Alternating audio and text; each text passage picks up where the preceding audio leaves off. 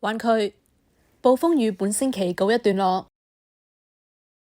灣區經歷咗2個幾星期嘅連環風暴同埋豪雨，多處道路要封閉，唔少嘅居民亦都被迫疏散。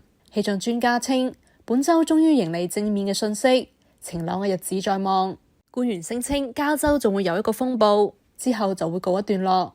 全國氣象局預測，三藩市灣區星期一嘅晏晝同埋晚上依然都會有雨。洪水監測、沿岸水浸警示以及強風警告繼續生效至星期一晚。目前降雨已經移到灣區嘅東面，風雪正降臨內華達山脈，預計山區會有強勁嘅疾風，降雪會高達3英尺。當局已經發出咗駕駛危險警告以及冬季風暴警告。帕克萊加大喺內華達山脈中部實驗室星期日朝早表示，喺24小時內已經錄得咗21.5英寸嘅降雪，目前雪層已經有10英尺厚，預計星期一之後積雪將會進一步加厚。